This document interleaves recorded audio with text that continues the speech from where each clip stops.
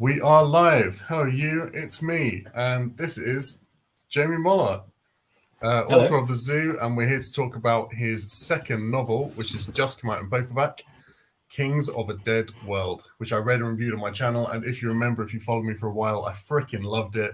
Thought it was absolutely amazing. So, thank you so much for coming on my channel, doing this Q&A. You're How are you very doing? welcome. Yeah, I'm good. I'm good. I've been driving. I've been driving around bookshops today, and I sort of what's the phrase? Your eyes are bigger than your stomach. I think I kind of did that in bookshops. Like my bookshop eyes were bigger than my hours in the day stomach. So I sort of pretty much hit every bookshop in the East Midlands. And it was awesome. Like I had a wonderful day. Met loads of really nice people. And felt the love. But then I don't know. It's like some of them are quite far apart. Like it's like I've gone from one side of East Midlands to the other side of East Midlands, and it's been great. I really enjoyed myself, and now I'm here talking to you. Fantastic. Could you tell us, just for people who haven't read it, we'll keep this as spoiler free as we can, That's really because difficult. it is so hard, but I'd really like as many people as possible to read this because I think it's just so great. Yeah. But if Okay. you could I tell us mean, a bit about what it's about and the world you've created will do. in Yeah, Kings of like the you Dead say, World. it's really difficult because spoilers happen about 3 chapters in. Yeah. It's one of those books that I tried to make it lots of twisty, quite twisty turny, and even though it's about sort of serious stuff, my intention was always to make it like really entertaining and a bit of a I don't want to say page turner because that's a big cliche, but I wanted people, despite the fact that it is essentially about climate change and important things like how we use our time and human culpability and all of that stuff, I wanted it to be a right good rollicking read. So there's lots of twists, which means there's sort of I'll give you the basic premise, and then we'll have to be careful about what we say about that. So it's dystopian fiction. Somebody termed it as cli-fi, which I'd never heard of until fairly recently. But it's science fiction, which is particularly concerned with climate change. And the basic premise is it's set not too far in the future. It's far enough away for things to change a little, but you'll recognise the world. The resources have dried up, and the collective governments have come up with a solution which is called the sleep. And essentially, what that is the vast majority of the population around the world are put to sleep for 3 months, and then they're woken for 1 month to live their lives, to get on with the stuff that they need to do. At the same time, in each one of the sort of like hubs where people live, there's somebody who stays awake all the time called a janitor, and it's the janitor's job while the sleepers are sleeping to trade the remaining resources to get as many creds as they can to make the lives of the people who are sleeping as good as possible for that short period of time when they wake up. And it's told there's 3 plot lines. The first one is from the point of view of an elderly chap called Ben, who's one of the sleepers. And he lives in the city with his wife Rose, who's suffering from. So I never really specify what it is, but it's similar to dementia. She's essentially he's losing her. So when he wakes up, the time that he spends with Rose is incredibly important because they've got, not only have they got 1 month out of 4, but she's fading away from him. And then the other plot line is from the point of view of Peruzzi, who's the janitor in their city. And he's got the opposite problem. He's got loads of time, nothing to do because he's on his own. And then there's a third narrative, which is basically shows you how they got into that mess in the first place with the build up to the sleep being introduced. I think I just managed to not give any spoilers. That was impressively spoiler free. Thank you. There's a lot you could have given away, but I think we managed to steer clear. Cool. It's still Talking not as good about as your the description of it, by the way. that's Your description in your review is absolutely bang on. I don't think you can do better than hearing it from the author, though. Nah, So, thank you. with the you mentioned the time that Ben spends with his partner. You mentioned Peruzzi's sort of struggle with boredom. There are a lot of emotive passages in this book, and I feel like it is a very emotional book. Would you say that this is a very personal book for you? I don't know if I want to share this, but yes, it is. The original idea came sounds so naff. It came in a dream, and I had the idea, which is the kernel of it, was of the sleep came in a dream on the day that I proposed to my wife. Wow. We were staying in a hotel the night, and I think I probably had too much champagne, and then woke up in the morning, told her this idea, and I was like, I just had the craziest dream, and she was like, that's actually surely that's a book, and so 5 years later it was a book, but there's a load of stuff in there that's very personal to me. I think the main themes are very personal. So in my day job, I work in advertising. The zoo's about advertising, and this is about sort of like the ultimate, the end point of consumerism, if you know what I mean. And I think it's a contradiction I really struggle with, because essentially my day job is making people buy stuff they don't want to by being clever. Like that's kind of it. And there's a running joke in our house. My wife's a teacher. She's like that she does good, and then I make the money by being essentially a smart ass. But I struggle with that, because the environment and the ecological issues mean a lot to me. And I'm a vegan. Our house is pretty much off grid. We try and do sort of live as with as small a footprint as possible, and yet fundamentally my job is pretty much responsible for consumerism, which is driving climate change. So so that struggle is kind of at the center of it really, and sort of the sort of things that started me thinking about the novel come from kind of like a personal conflict.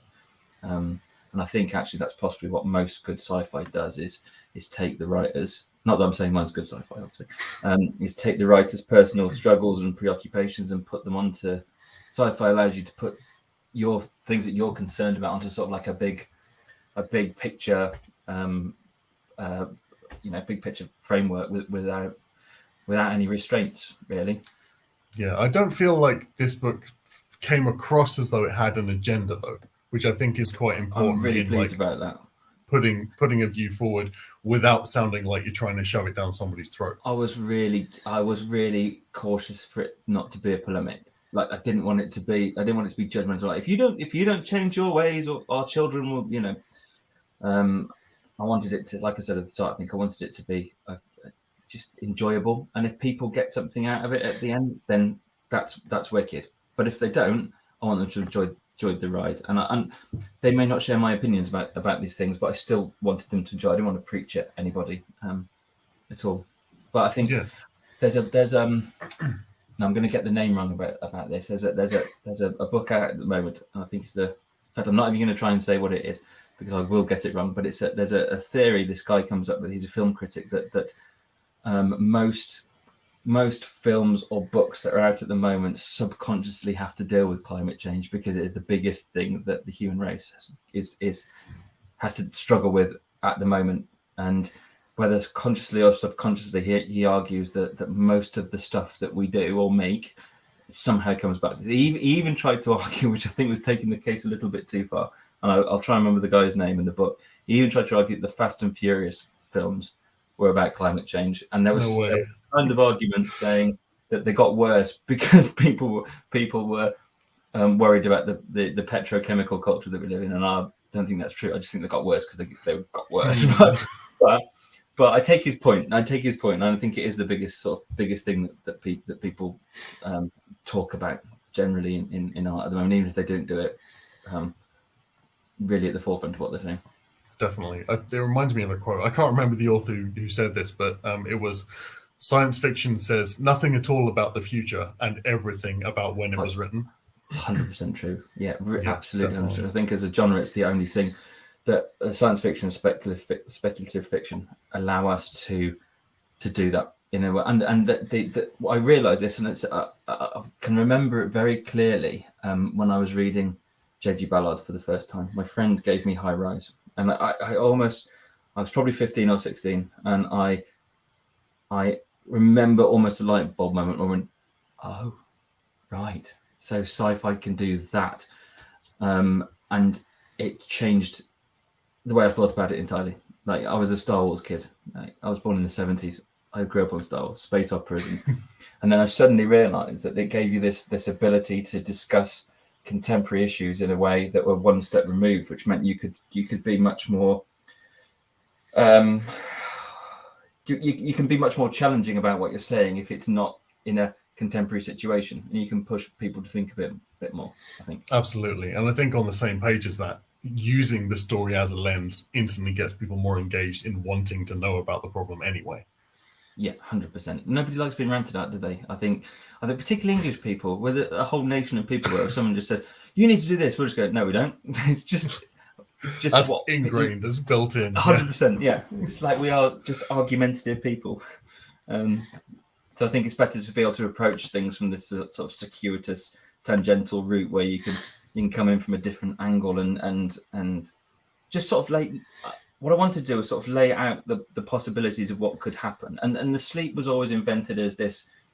So I just started thinking about what is the most extreme version of things that would solve climate change, but would be horrific. Like, and there's no denying that if we all were hibernated, that's not even a word, is it? If we all, you don't get hibernated, do you? If we all were put to sleep for 3 months and awake for one, the world would repair itself. And you could see that during the first lockdown in COVID. I used to go for a run up the lane near where I live, and it didn't take very long for nature to start coming back.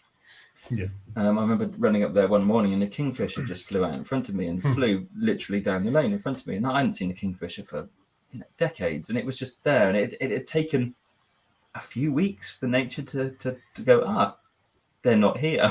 They're not doing this stuff. And everyone remember the shots of the Venice canals when they're all beautiful, like they should be. And I think I actually wrote an article about this for the bookseller about how if it'll be very easy for us to forget all of that. And I think you see it already. Like in my day job, I've seen consumerism while it went down, it's just come back again. It's like it's all forgotten.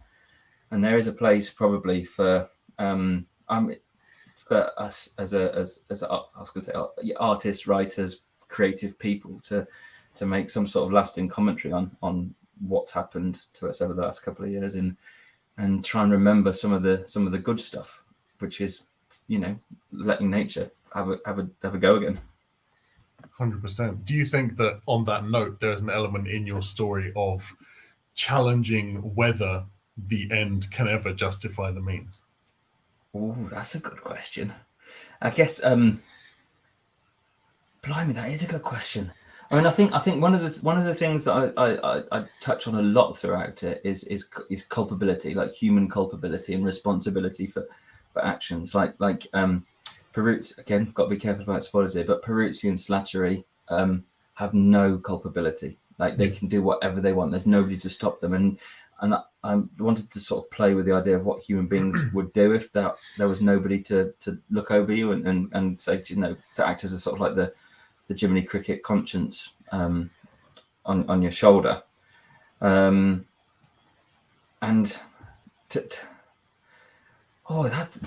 a really good question, because it's not something that and this is why I love doing stuff like this. The first interview I did with somebody, they suggested that the sleep was a metaphor for us sleepwalking towards climate disaster, and I just thought, well, it might be.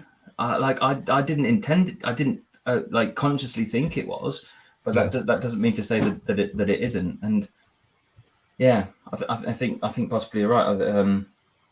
But whether I did that intentionally or not is, and actually, I think what's so nice about when your book goes out into the world is that it has context. Like, it was written by me on my own in here and in a writer's retreat that I always go to, and it sort of grew, and then I edited it actually during the first lockdown, which was interesting in itself. But as soon as it gets out into the world, people have opinions on it, and people put their own experiences onto it, and it becomes a dialogue rather than some poor middle-aged bloke sitting in a shed. With I the don't. I actually think I just avoided your question quite cleverly, didn't no, I? that's at all, not at all. I think that what you said about the culpability, that's like totally just summed up even in the title of the book with Yeah, Peruzzi and Slattery. actually the title of the book probably does say what you say about the means justifying the end, because if we are on God, this is sort of big picture stuff, isn't it? But human beings will end up like the masters of a dead thing, and we can pat ourselves on the back about all our technical advances and Elon Musk can fly off to Mars and all of that stuff. But if we're living on like a crusty husk with nothing left, then it means nothing. So there is, I don't know. You're sort of getting into conspiracy theories when you talk about and means ends the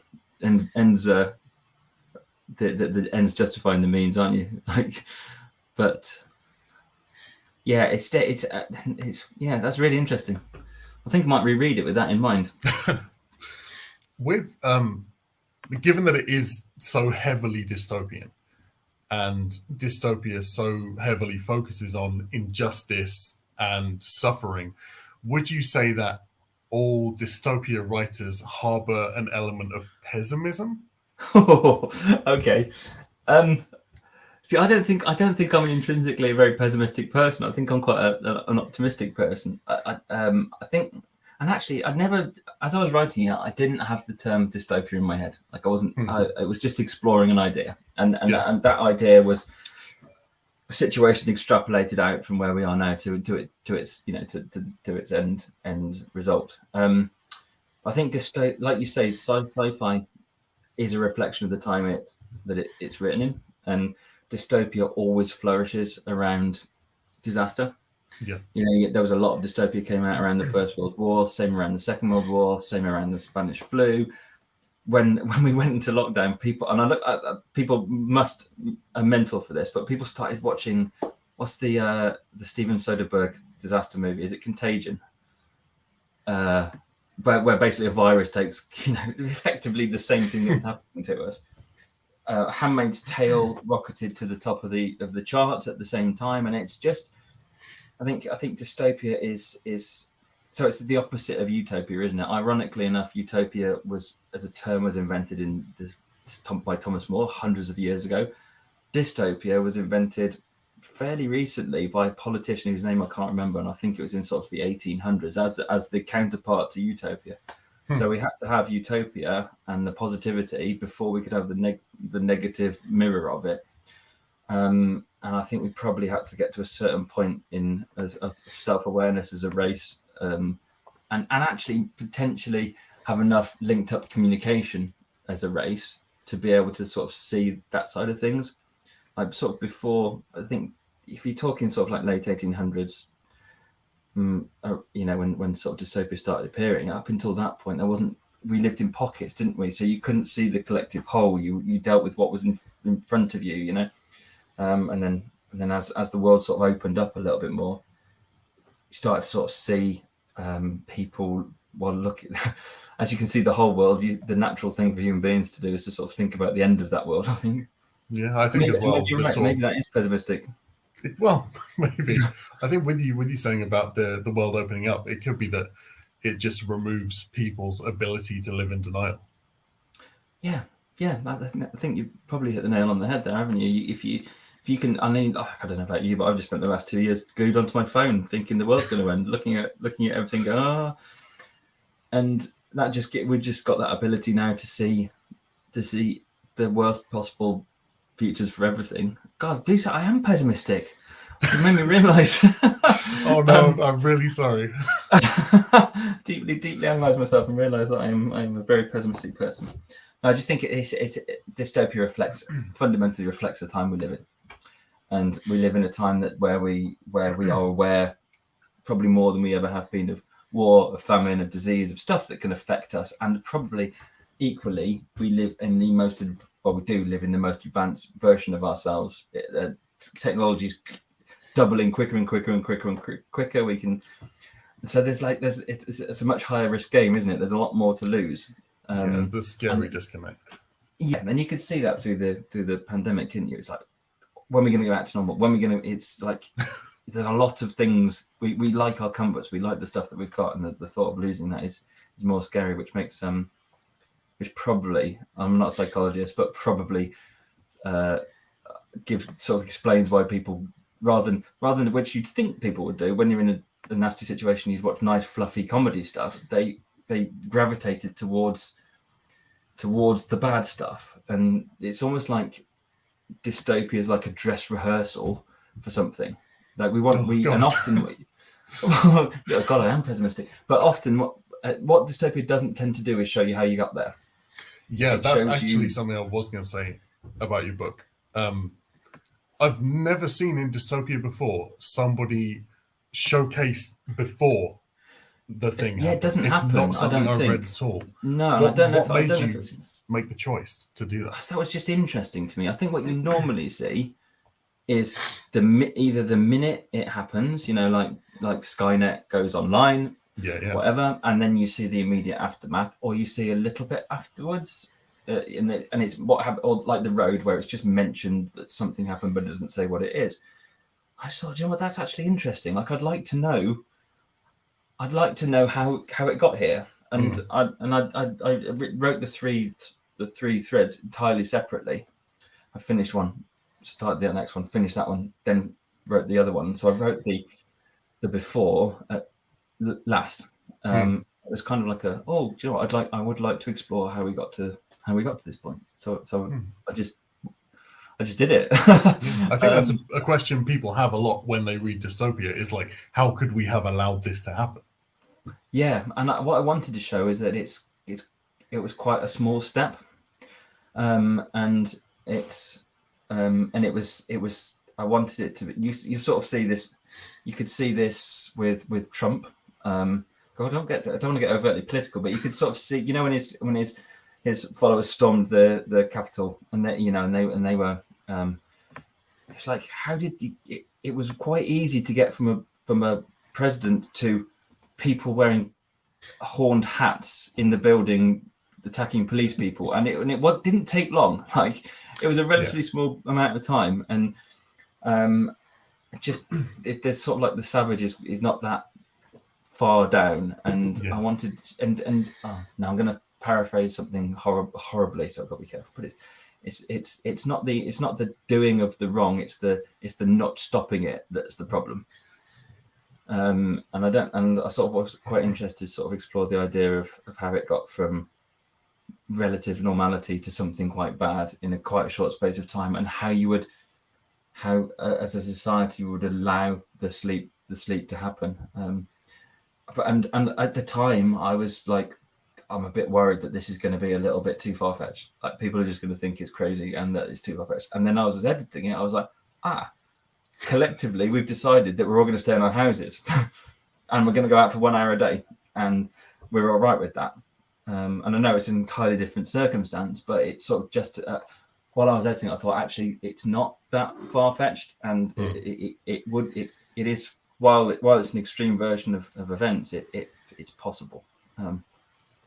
I hope it doesn't happen, frankly. Do you think COVID had a big effect on the process of this book seeing the light of day? It was written before COVID. I finished it before COVID, and it was sold to my publisher before COVID, and it was due to be published.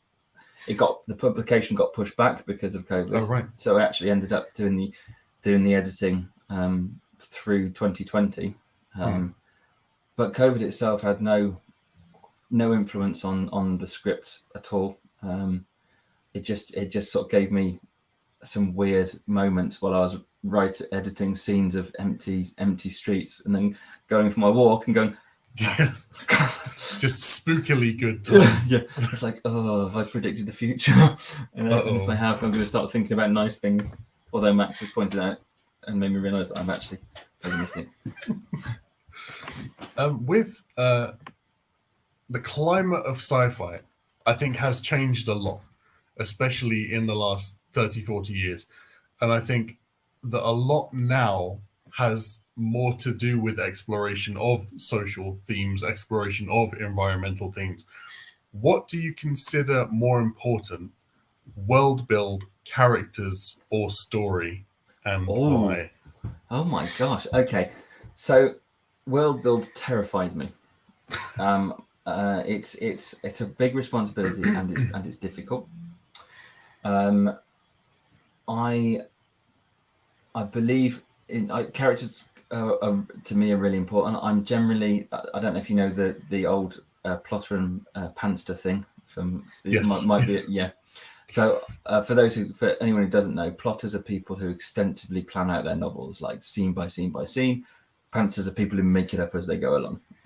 Neither are right or wrong. It's just different. It's just a different sort of writing. And I'm somewhere between the two. So I like to keep my plots quite loose. Like I have in my head what I want to happen and how that I need to get there, but I'll let the characters get me there to a degree. And I think characters are. It's if you just put characters into a plot and don't make them interesting or have their own life or serve a purpose outside of the plot, people just don't believe in them. And fundamentally, I wanted to write a book that had no good guys. The characters are heroes. They're all flawed in one way or another to varying degrees, and that's the sort of character that I find interesting. And I wanted them all to have to people to care about them, but not necessarily like them, if you know what I mean. And in order to do that, you need to make them interesting and fully rounded, and have character traits that we can recognise in ourselves, and to. But at the same time, like I said, I wanted it to have a good old plot. So, and somebody, one of the other authors on our publishers, like said, "Oh, it's a really complicated plot, isn't it?" And I think it is, but it wasn't. I did plan it. I did have a spreadsheet because I'm a geek. I knew that the thing that I planned quite meticulously was the timing of things. Right. Again, not wanting to give stuff away, but getting the timings right was really important. So I had a spreadsheet of dates and times and what was happening at various points. But it was and I knew I had to hit certain things. But the characters are still really important. And in terms of the world building thing, I think I wrote my first novel and it's in the world of advertising. And I think a lot of people do this with their first novels. They set it in a world they understand, because it's daunting enough anyway to sit there with a blank page and then write 80,000, 90,000 words. Like that, it's hard work. Like they say everyone's got a novel in them, and I say everyone's probably got ideas for novels, but it's a slog. Like, it's hard work, and don't want to put anyone off writing, but it's the actual process of getting from all the way through. Sometimes it's awful. Like you've got to write a lot. Like 80, so I think this is about 100,000 words, and that takes it took a long time. So I wrote my first novel in a world I understood, because I didn't have to build the world and I could concentrate on the characters and the plot, and I enjoy playing with structure, so I did that.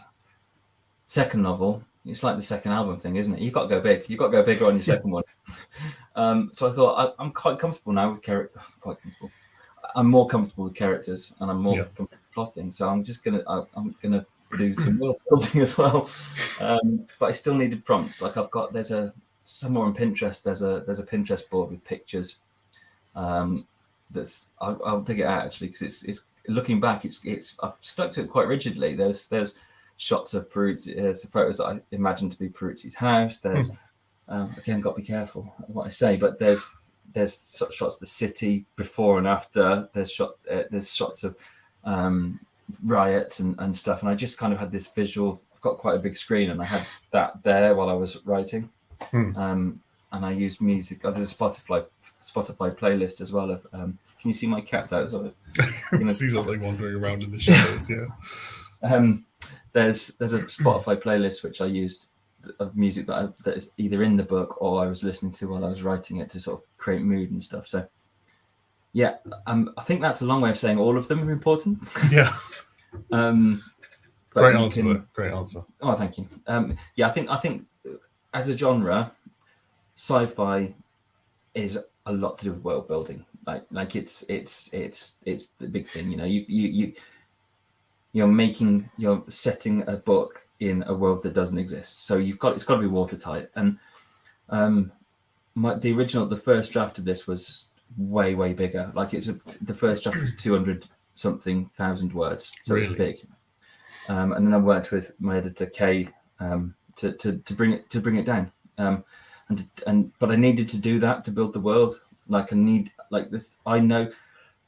know more about the book than is in the book, and the finished version. Like there was the janitors had a whole religious system that's just touched upon. There was scenes.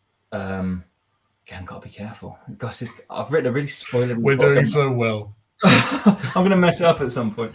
There are scenes in Peruzzi and Slattery's childhood. Well, there's just a couple of them now. So the world was built really broader than what you see in the final novel. So, but that meant it's like the statue thing, isn't it? You get a lump of stone, then you chip away at it until you get the thing that you need. And I think that the trick in being a good writer, I'm not saying that I am, is what you leave out rather than what you keep in. There's a writer called Alison Moore who she writes. She's very literary actually, but she's Leicestershire based. Her book The Lighthouse was on the Booker shortlist, and but she writes really short books, like they're 150 words, little books. But she has got this sparseness of writing that I envy. Like I've got so much professional jealousy for her books because she does more in 150 words than I can do in 350. And it is a skill. And I'm so jealous of it. I tend to waffle more. You mentioned that you'd be happy to do a bit of reading for us. Of course. That would be amazing. Yeah, that'd be fantastic. So, comes with a caveat that normally do more go out and read in public. Haven't done that for this book, so this has not been read that much. So might be rusty, but I'm gonna read from a section where Peruzzi and Slattery, who are janitors, go to a thing called the Right, and basically when they have a shift in state, so that when the sleepers it goes that when the sleepers wake up and the janitors have done their trading for 3 months, they have a big blowout party that's very hedonistic and very Roman orgy style to sort of say goodbye to their work basically. And this is the scene from that. The Right, the passage from one state to another. The release, the time for the janitors before the world gets handed over to the sleepers. Strobes and base, and they are all there, all of the janitors, one for each of the remaining 60 cities and maybe another 50 for the provinces, together in this room. Beautiful faces and beautiful bodies. He allows himself to be swallowed up by the mass, to become one of them, to be part of it. And all of the time he has spent on his own is battling with his desire to be part of them. And now there's this beat and these people. He goes right into the middle where Slattery is next to him, an arm around him, pulling him, and they're right in the middle of it all as the ceiling splits open and the great gold bull Bacchus is lowered down amongst them. The crowd parting around it as it kisses the floor, all of them clamouring to touch its cold metal skin. Bacchus lifts his metal head up and bellows, and as he does, his mouth opens and he spews thousands of pills up into the air, and they fall on the crowd like snow. Peruzzi's grabbed a handful of them, and he's seen Slattery do the same, and they're grinning at each other, and they've been here before just like this, and he swallows one, then another, swallows them dry and feels them scratching their way down, warm in his throat, all the way down to his stomach where he can feel them dissolve. Bacchus's love is spreading through him, taking hold of him as all around the walls of the room hatches open to reveal bottles of multicoloured liquids. Slattery has hold of the back of his neck and is steering to the nearest, and they take glasses and hold them under the bottles of red liquid. All he wants is to be here with them all. And he dances. It's later, and they're in a booth. Slattery is stretched out, his winkle pickers on the table, leather soles coated with the dirt of the dance floor. His face is covered in a sheen, his eyes wide, his speech rapid, words rolling into one another. He's talking, and Peruzzi picks out groups of words and snippets. He's saying something like, "The Africans fucking loved our stuff this week. Fucking loved it. I've shifted so much." And then Peruzzi loses the words, looks out into the crowd still dancing around the pool, and Slattery is saying, "Those lazy fucks don't even appreciate what we do for them. I bet they don't even think of us once," slaving away as they sleep out there. Cushy, cushy life for them. Peruzzi goes to a hatch and pours 2 more drinks, bright green this time, burning with a blue flame, and takes them back to the table. He gives one to Slattery, who is still talking. He doesn't even seem to have noticed he'd gone anywhere. He grins up at him, takes the drink, tips his head back, opens his mouth, and pours the burning liquid into his mouth, the flames leaping out of his mouth, his whole mouth on fire, before he snaps it shut. The flames hang there for a second in the air, then are gone. And he dances. They all dance. They are the beating heart of the country, and all across the world there are people just like them. He feels the kinship not just in this room, not just for the janitors of England, but for the whole territory of the Domino Treaty, for every country that joined with them, for every country that refused to die with the earth, for every janitor who sacrificed himself around the whole goddamn world. He sees them all around him, threads of energy linking the whole world together. These lions, these fucking heroes, all about him, and he is proud, so proud of what he is, of what they all are, and what they can do. These magnificent human beings, the pinnacle of it all, the top of the fucking pyramid, the top 1%. And he dances.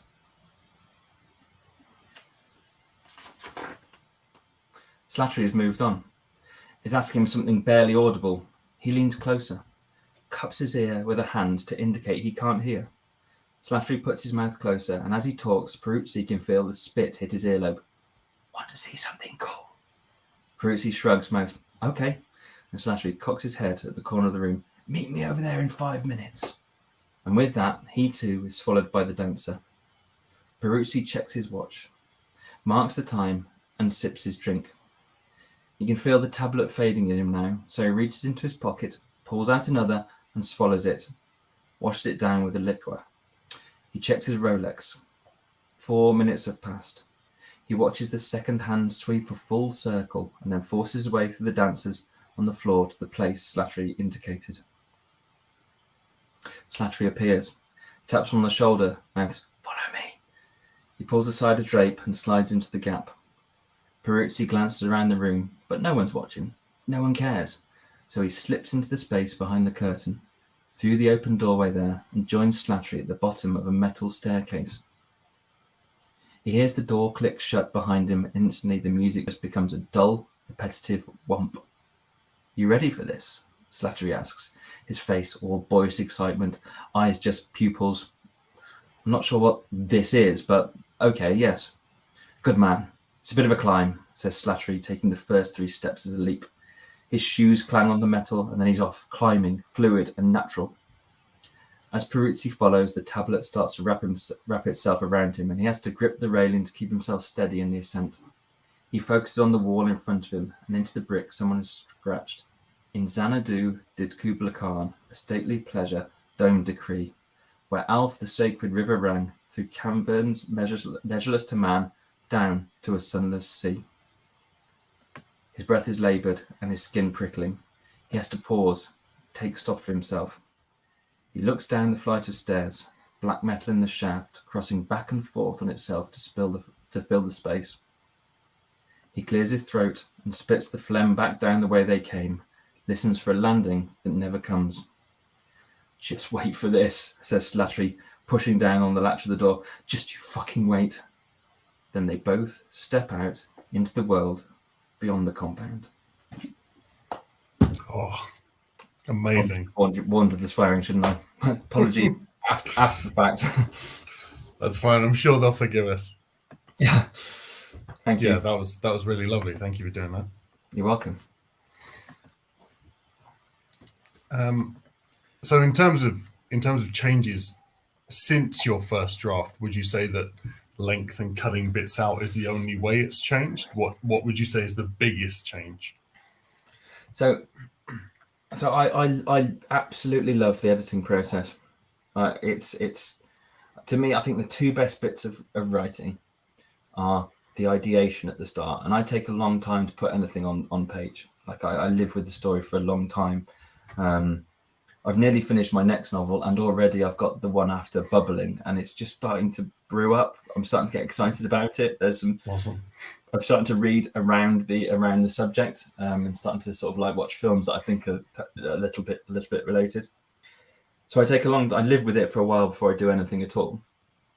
Then there's the writing, which is arduous. Like it's hard work. You just have to put miles in, basically. It's to get from there to there, and then you finish it, and you send it to your editor, and then you work with them to make it better. And it's such a pleasure. Like, I know some writers don't like it, but and I've got a good. I just trust Kay implicitly. Like she just gets what I'm trying to do, and anything that she says.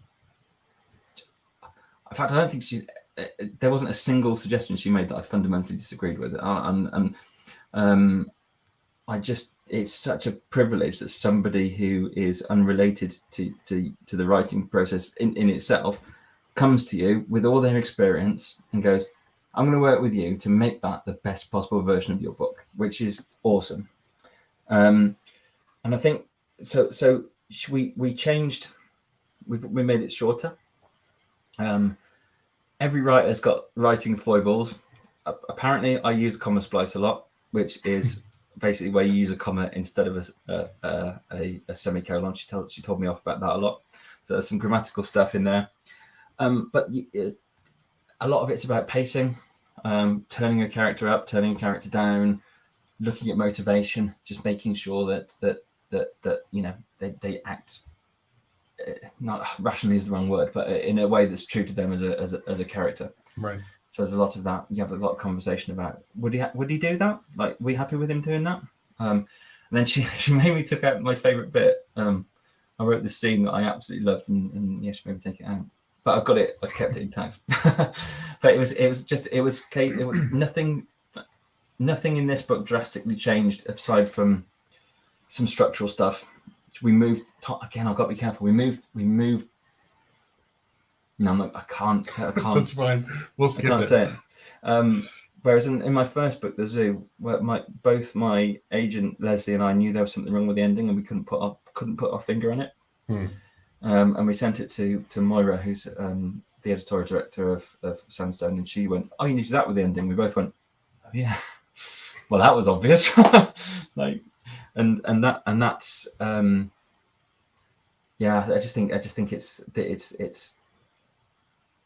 I know writers who struggle with it because it's their baby, and it's that phrase killing your darlings. But I love the process. I thought it was excellent, and I think some of it. Okay, well, we actually did a talk for Nottingham Writers Studio where we both talked about the editing of the novel, and she's got a really nice process. I'm quite a process-driven person. She's got a nice process where just the way she does things, I find quite easy. So yeah, it was just a case of whittling. I think like smoothing stuff off. She's probably sitting there going, "I told you to take there was that really important bit that I made a change, but I can't think of anything too drastic." Is there any advice you'd give to aspiring writers? Oh, there's loads. There's loads of stuff. So it's a bit of, I've written a couple of articles for the Writers and Artists Yearbook. I wrote one when The Zoo came out, of things I learned when I was getting published, and one when this came out about things I learned from publishing my second novel. And I think when you've not been published and you're trying to get published, it feels like the whole world is against you. Like, agents are there to stop you getting to publishers. Publishers are there to stop you to get into readers. And I was a member, still am actually a member of a writing forum called Litopia, and I do a podcast with them every 6 weeks or so. And the guy who runs that, Peter Cox, is a literary agent, and he made me reassess how it works. Like he made me understand that when you're a writer and you send something into an agent or a publisher, they are not rejecting you. They're not saying you can't write. They're not saying you're a bad writer or a bad person. What they're saying is, for certainly an agent, is I don't see how I as a person can sell this book on. And that kind of clicked with me. And I realized at that point that while writing itself is a creative process, if you want to be a writer, you need to understand it's also a commercial process. And that's quite difficult to reconcile, particularly, when because it is such a personal creative process that you have to commoditize yourself and consider your book as a product, and that's difficult.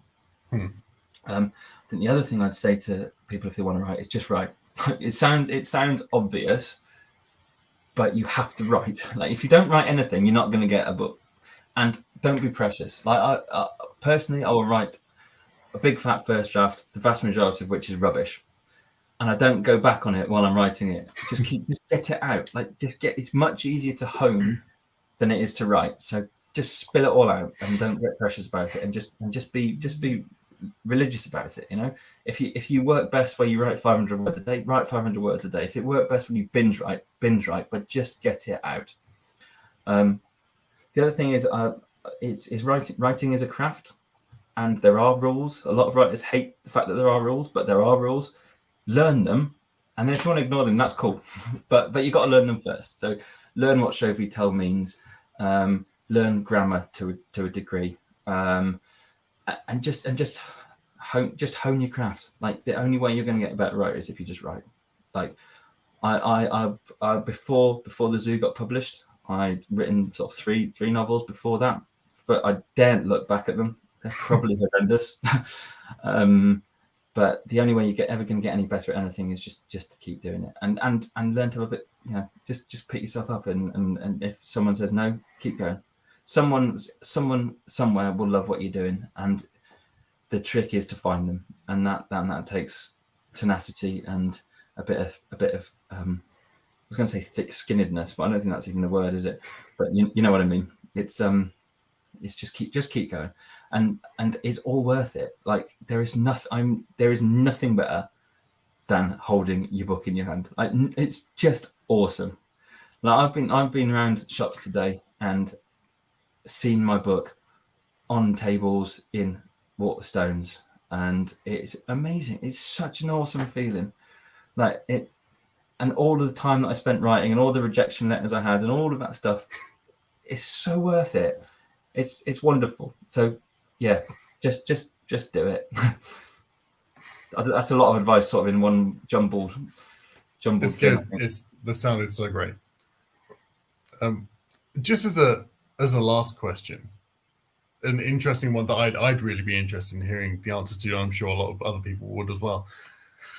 What would you say to people who might generally steer away from sci-fi because it's sci-fi, or feel that sci-fi is maybe inaccessible or not for them? Those are comments that I hear a lot. What would you say in response to that? So I'm guilty of this myself, right? I think we were talking the other day. I've got 3 phases of sci-fi in my life, and there was the Star Wars phase. I was born in '76, so I grew up on Star Wars. I did nothing but watch Star Wars for my mum and dad will probably attest, for the first 10 years of my life. It was everything. All I cared about was Star Wars. Still do to quite a large degree, to be honest. As you can see, Darth Vader behind me.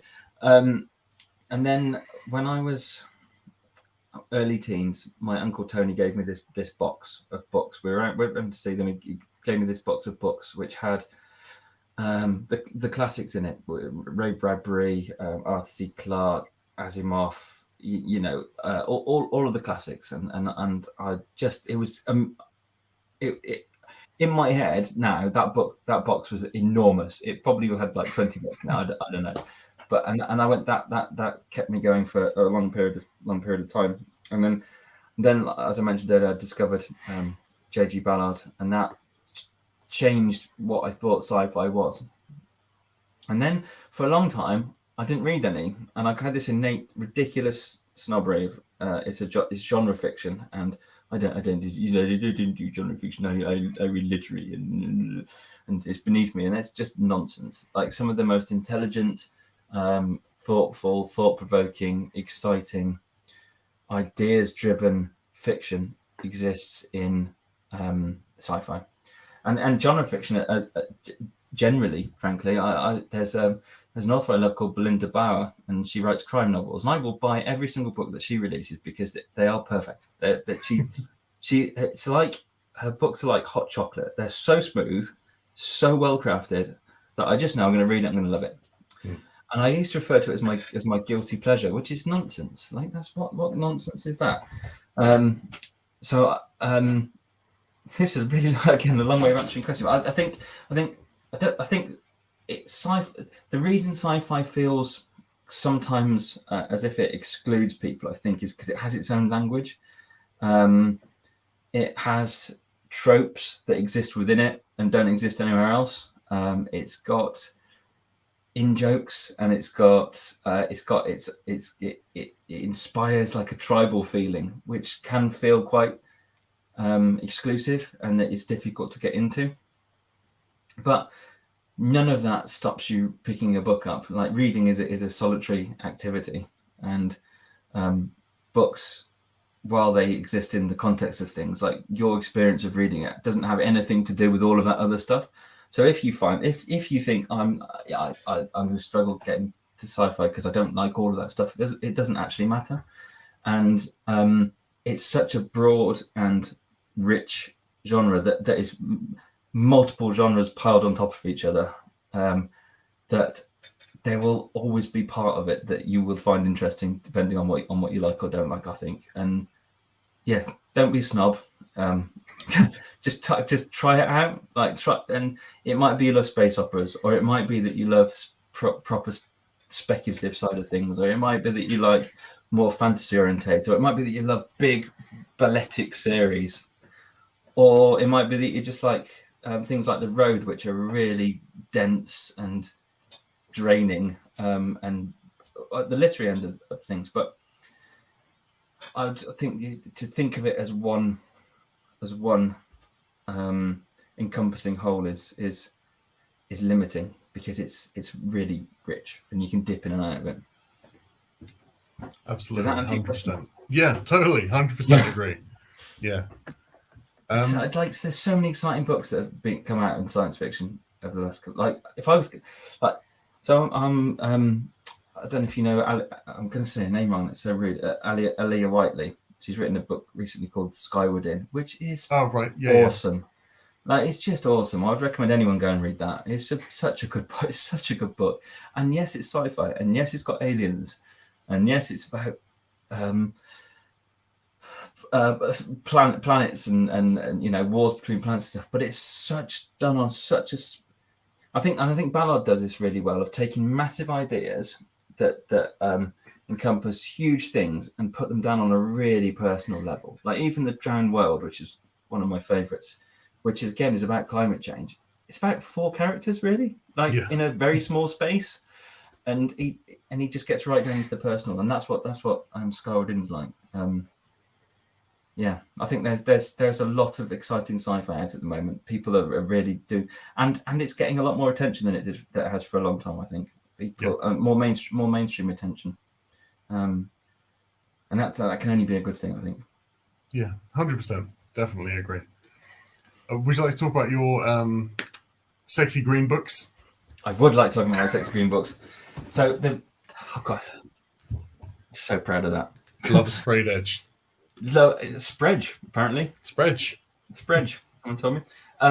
So I think the cover. I'm so proud of this cover. And Heike, who did it, just nailed it for me. I think when I was writing this, I was watching a lot of 70s and 80s sci-fi. And there's a lot of Easter eggs in here, which again is a sci-fi thing, isn't it? It's like there's little knowing nods. So if you get it, you go, tip my hat to you. I got that. Yep, we know. So I wanted a very sort of like that was the tone I was trying to get, like this 70s, like Amiga Man and sort of into the 80s, like Escape from New York and The Running Man and all, like the classic sci-fis. And then she came back with this, and I was like, that looks like a 70s sci-fi poster. Just nailed it. Just absolutely nailed it. And then got the foil block on it. I don't know if you can see that, but it's really lovely and shiny. Very Got a shiny. beautiful foil block. And then when the paperback came out, Soundstone, my publishers, managed to get an exclusive edition that is only available in Waterstones. Obviously, you can buy the paperback from elsewhere, but it doesn't have this, which this is only available in Waterstones. So you can, and they've got this exclusive edition. I don't think there's a huge amount of them. They will not last forever. Get yourself down there. Yeah, but I'm just seeing this in a store today on a little pile on the table. It just looks so cool with that lime green edge showing outwards. It must be a great feeling as an author to have that in front of you finally. It's wonderful having a copy of your book in your hand, as I mentioned. But having an exclusive edition that has got something as special as that, it's just, look at my smile. I'm super chuffed with it. And I'm really grateful to Waterstones for believing in it and doing that and making that edition. It's been lovely to go and sing it today. But obviously, we're not the BBC, but you can buy it elsewhere. But I'd quite like you to go and get the green one because it's really cool. We do like the green one. We do. Awesome. Well, yeah. Well, thank you very much for coming and having a chat with me on my channel. It means an awful lot to me. My first author Q&A. Couldn't have asked for a better guest. It's been an absolute pleasure, and I'm very proud to be the first one. Hopefully I've not ruined it for every other author who get up and go, I'm not doing that again. That's not happening. So we have in the description of this video, there will be linked Jamie's website. There will be linked Jamie's Twitter. Please make sure you follow him on Twitter, check him out on his website. Get yourself down to a bookstore, get any copy, but get the green one, but get any copy, of Kings of a Dead World. Read it. Cannot recommend it enough. It's a hard 5 stars from me. You check out my review that I've written on Goodreads for that as well, and the review on my channel. But yeah, Jamie, thank you so much. It's been fantastic to have you. And I look forward to your next book. We'll be watching your career with great interest. Thank you very much. Awesome. Thank you. And we'll see you next time on this channel, guys, for the next single book review.